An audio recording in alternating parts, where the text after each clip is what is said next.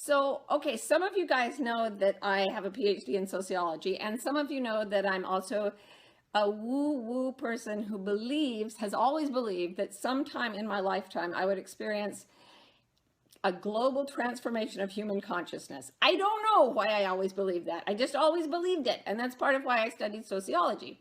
So what I am is somebody who has woo-woo ideas and tries to test them scientifically. And I believe that we may be on the brink of, some authors have called it a kind of epidemic of awakening, that individuals may actually come into a state that is more enlightened and therefore create a better society than we've ever seen before. That is not what seems to be happening if you have checked the news at all. It kind of seems to be going the other way. But very often, it is at the extreme of one system that another system comes in. Like in Confucianist China, which was very rigid, you got the Taoists coming in to talk about a way of thinking that was incredibly fluid. So sometimes it's like shooting an arrow. When you pull way back in one direction, it shoots things forward in an opposite direction. So here's what I think is going to happen, and it pertains to you, so please listen. The way our society is structured right now is like a pyramid. Here is a pyramid that I made myself out of sugar cubes. And it represents the power structures that come from the ability to force, to amass wealth, to kill, to harm, to dominate. And this is the type of social structure that's been in existence all over the world for recorded history, okay? The more powerful, brutal, violent people take all the stuff, they get to the top, they get power, wealth, and status, and the people at the bottom end up growing the grain to feed the monarchs, and they starve and they're miserable. And every society has pretty much been that way. Powerful elite at the top, miserable working poor at the bottom. And the sad thing is that when you go to revolution to overthrow it, which has happened all over the world in many places, many times, you get this awful thing where it just creates another pyramid. So when I was in China studying right after the Cultural Revolution, they used to have a joke. They'd say, you know, under capitalism, humans exploit other humans. But under communism, it's the other way around. Not so great. Like the communists didn't do any better a job than the landlords who came before them. So everybody has always known that there's something unfair and wrong about this, but everyone wants to get to the top. And right now we have a society of people who are desperately trying to get to the top, just like they always have. And it seems to me like it's getting weirder and more sordid and more awful. And I think a lot of you have been feeling that way. That's what I see on Facebook. That's what I see when I talk to people. So as a sociologist who believes in a transformation of consciousness, all my life I've been thinking, what would an enlightened society look like? Like if everyone was awake, what would it look like? What would the structure be? And what I came up with was it would be like this. It's just a pool of water, yeah? I colored it blue for you. So everything is completely equal. And every person is represented not as by their place on the pyramid, but by a stream of energy that flows into the pool. And it creates that ring of concentric circles of waves that go out. So everybody has waves of energy that come out from them. And everyone's wave energy interacts. And sometimes like a high energy meets a low energy and they cancel each other out. Sometimes two waves meet and they create something called constructive interference, where the goodness really goes beyond what either could accomplish on its own. So I thought, okay, this is it. It's a perfectly still flat pool and we're all energy flowing into it. And our impact has to do with how authentic we are, how much of ourselves, our real selves, we are putting into this pool of goodness. And for a long time, I had the two in my head, and I thought, how do you turn a pyramid into a pool? How do you turn a pyramid into a pool? How do we turn this crazy, grubby, grimy, horrifying thing that is the power structure into something clean and clear and good? And then one day I realized all along, the pyramid has been in the pool. The pool has been forming around it. So here's what's happening, okay? You've got a group of people becoming enlightened, and they're below everyone else. They're lower than the rest of the pyramid. They are not coming in and winning. But from the bottom up, they are slowly dissolving the power structure. And the people who dissolve first, who give up the old way of being first, are the ones who have the least to lose. So they're on the bottom. They just absorb the people around them because they are made of inclusion and love. There is no conquering in this. The pool doesn't destroy the pyramid, it includes it. And it makes it into something clear and fluid and sweet. And the people at the very top of the pyramid are the last ones to know what is going to happen. This will not be a revolution, this transformation. It will be a dissolution. It will be an inclusion. And how do we bring it about? We dissolve the rigid power structures, the fear-based, needy, hungry, violent parts of ourselves. We dissolve that into the sweetness. And we do it by reaching inward to the heart instead of obeying the ego. In Asia, they say the mind is a wonderful servant, but a terrible master. And the heart is the master that the mind should be serving. How does the mind serve the heart? One word, art.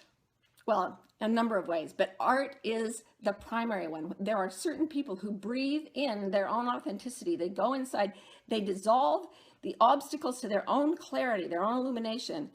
And then they find a way after that inhale to breathe out their message, their light, their energy to more and more people. And the people around them start to dissolve and become more like that. That's what happened around Jesus. That's what happened around Buddha.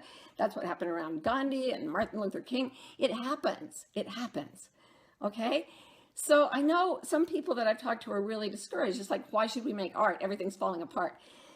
I want you to listen to a quote from Toni Morrison. She wrote this in a self-described very dark mood after George Bush, the second, was elected for the second time, and she was feeling really down. And she wrote, "This is precisely the time when artists go to work. There is no time for despair. There is no place for self-pity, no need for silence, no room for fear. We speak, we write, we do language. That is how civilizations heal." And may I add, that is how civilizations become clear and equal and sweet and inclusive. So I'm trying to do it. I was talking to my friend Liz Gilbert about how we've always used language to go in and find our hearts and clear the space in ourselves.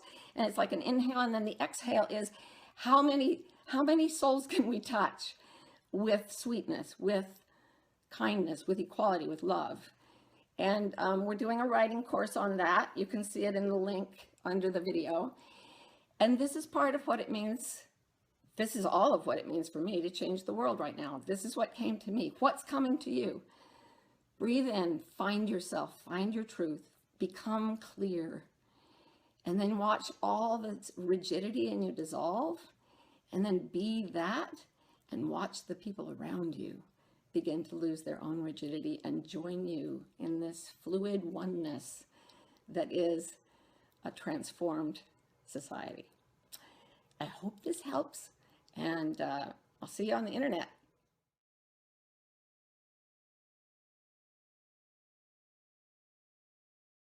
I can go and get fucked.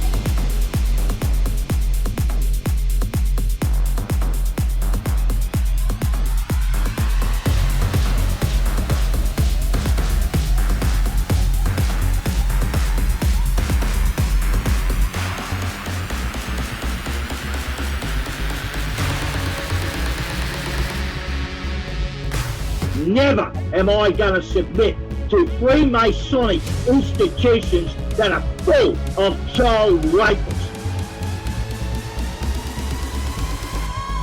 In the fourth industrial revolution, it's a fact that the winners take it all. So if you are first, you are the winners. If you are first mover, you are the winners. They put the bed on, mate. We didn't put the bed on. So if you are first, you are the winners. They put the bed on, mate. We didn't put the bed on. You are the winners. But soon, at least some corporations and governments will be able to systematically hack all the people.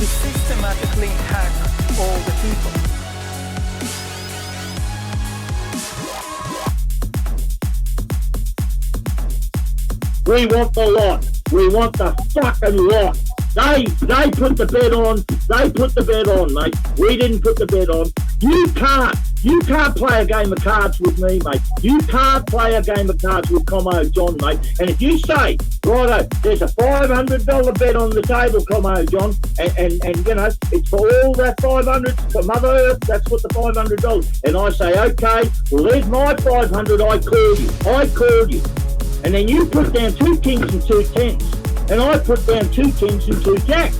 You can't say, oh, there's $50, I'm taking the other $450 off the table. No way! No. I want everything. Every stinking thing that they've stolen off. I want all of this, free energy system. I want all these medical cures. I want all this new physics, new science. I want all of our history that they've given to me. I want the fucking lot, and I'll choke these motherfuckers within an inch of their lives to get it.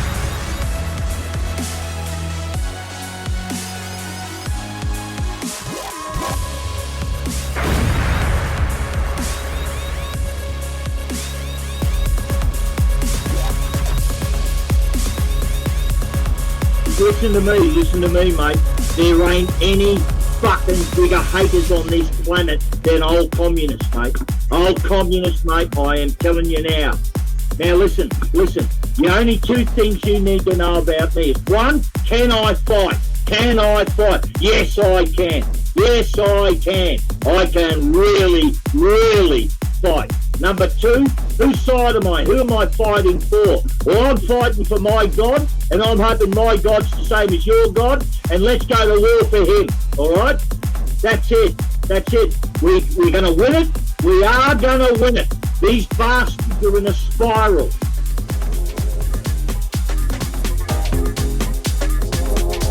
For the world at large, normalcy only returns when we've largely vaccinated the entire global population. Well, this won't be the last pandemic that we face. So we'll have to prepare for the next one. That, I'd say is, will get attention this time. They can go and get fucked.